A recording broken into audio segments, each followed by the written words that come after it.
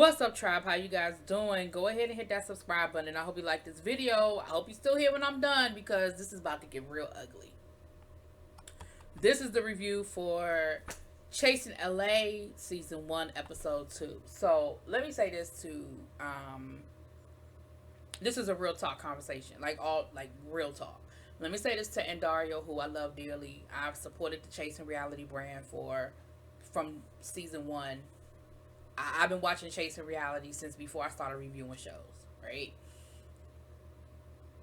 Q, love you. Reese, Markel, everybody that has a show on the network. Because I'm calling it a network because that's what you're building. And Dario, you are building a whole network over there. You got a talk show coming, all of that. This may be my last episode of Chasing LA.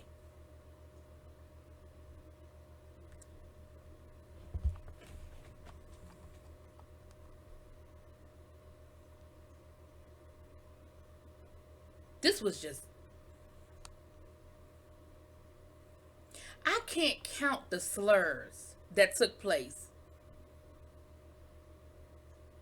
in this episode. Listen, let me do my review. Let me do the review, and I'll tell you what my problems were as I go through the review. We have Alicia, Fran, and Jalisa, Jalea. If I'm saying your name wrong, I apologize. I absolutely apologize. I feel like this was editing because somewhere Alicia got an attitude. Now, Alicia said that they was talking about her in the bathroom. Jalea and Fran said that they had some sort of misunderstanding that they were clearing up. But somewhere, somehow, there was a miscommunication and Alicia had a whole attitude. Now, somehow Fran and Alicia got into an argument. Alicia said, I'm not going to talk to a gay boy. Fran was like, I'm not a gay boy. Well, what are you then? Now, Fran says in his confessional, I identify as non-binary. Here's the reality. Tell her that. Because that's not obvious to everyone. The assumption is that you're gay. If you want to be identified as something else, say, I don't identify as a gay boy. I identify as non-binary. But what your response was is to misgender her. It is clear that Alicia is a trans woman. There's no ifs, ands, or buts about it. There's no mistaking. There's no misunderstanding there. So you knew what you were doing. She didn't. Now, she was trying to be mean and catty and nasty. That's clear. But she didn't realize that she was misidentifying you. And she kept saying, well, what are you then? Well, what are you then? See, here's my issue. You can't assume. So y'all so busy arguing. So now you've misgendered this woman. I got a problem with that. The argument goes on from there. I don't even care no more. Then we have this scene with King Payne visiting Jalea. I really don't want to say your name wrong, sweetheart, but Jalea in the studio. Now, first they have this whole catty moment about who Jeremy and D. Hawkins dating. Listen. That whole scene was so chopped and screwed that it didn't make no damn sense. Your receipts didn't look like no receipts. But I guess y'all want us to know that there seemed to be some flirting between D. Hawkins and Jeremy. And nobody has confirmed it. But the general consensus is that there was some sparks of flying and something going down between the two of them. That's cute. That's whatever. All right, whatever. Then we have this really sweet moment. So last week I said we don't know what King Payne does. But what we found out is that King Payne is a producer. And that he has produced artists and he's been in the music industry his whole life. He's been discriminated against in the studio by his own family because he was the quote unquote gay boy in the family. Jalea, I hope I'm saying your name right. Jalea has also dealt with discrimination because she's a trans woman. And she said, people no longer wanted to work with her once they found out that she was trans. And she kept saying LGBTQ, which I understand that falls under the LGBTQ, but be more specific. I just think you need to be more specific. And I remember Lil Kendra having that same situation where producers were like, oh my gosh, you sound so great, you rap so good. And then, boom, found out that you're a trans woman. I don't have no time for you anymore. They had a moment. King Payne said, listen, I'm here to help. I want to see you become the next, the trans R&B queen. Like, that is what I'm here to do. I'm not even going to necessarily charge you for. I ain't trying to make you sign. He ain't saying I ain't going to charge you. He saying I ain't going to make you sign no contract. I caught that campaign. But he said I'm not going to make you sign no contract or anything. This is what I do because I want to help people become independent artists. I don't want to see you get sucked up by the music industry and spit out. So I'm here to help and share what I have and share what I know with everybody else. Okay? I thought that was a great moment, King Payne. That was a moment, and I'm gonna give you kudos for that. You was a little catty in the beginning, but of course that's what we're here for. That's what we got to do. But I appreciate it that you were there to help her and work with her in the studio and let her know, listen, I got your back. If ain't nobody else here for you, I got you. Then we have Miss Hershey LaCour. I want to say Hershey Kisses. You know that ain't right.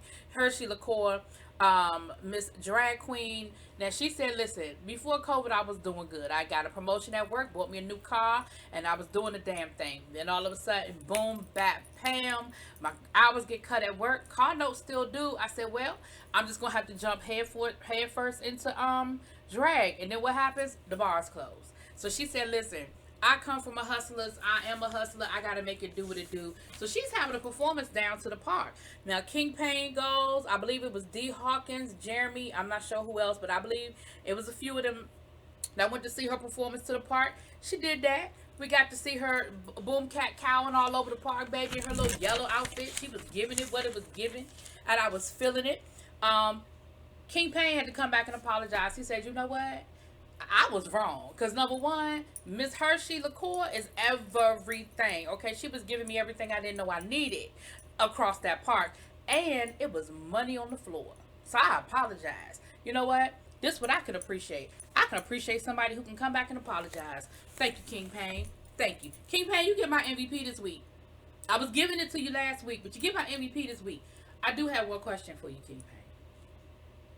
First of all, shout out to King Payne, because he the only member of this episode, only cast member of this episode who left a comment and shared my video. Mwah! Thank you, King Payne. Listen, but for real, all jokes aside, how many colors you got in that bubble coat?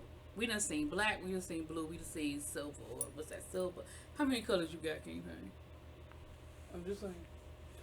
Then we have Quan, at a pole dancing class. It was Quan's birthday. He's turning 29. He said, this is my last year in my 20s. I'm going to make it count, baby. He was giving it. I was here for it. Quan was living his Magic Mike fantasy moment, okay, down to that pole dancing class. Here's the thing, though. We had Jayla, Hershey LaCour, D. Hawkins, Jeremy, King Payne, Quan, and Alicia. Now, Alicia walked in with a stank attitude because Alicia said, listen, as far as I'm concerned, ain't nothing been resolved from the last time I was messing with these women, men, whoever, whatever, however. And so I really don't have a whole lot to say. Now, we did see clips of her dancing and enjoying herself, but of course, when the class was over and they were, kind of sitting around, King Payne wanted to try to clear the air and try to work some things out. Listen, I'm not going to get into the ins and the outs, the who's and the who's and the what's and the what's. It turned into a whole shit show. But here's what happened. Once it dissolved into this shit show, now we're throwing insults back and forth at each other. And here's what I couldn't stand. Here's what just made my blood boil. We had Jayla insulting Alicia. We have two trans women calling each other out their name. And Jayla, you had the nerve to ask that woman, well, are you a drag queen? Because I can't tell. Alicia said, what are you talking about? I got breasts just like you do. You know what it is.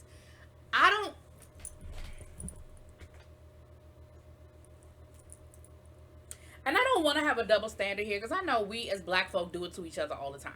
So I'm not saying that, oh, it was so horrible, but it didn't sit right with my spirit. That whole argument at the beginning of the episode and that whole argument at the end of the episode, it didn't sit right with my spirit. I really got to sleep on this. I really got to talk to some people about this and get a consensus in my mind, because I'm telling you, this episode left me with a bad taste in my mouth. The middle was great. I was here for the Hershey LaCour performance. I was even here for the studio moment with King Payne. I was here for Quan on that pole. But that argument at the beginning and that argument at the end,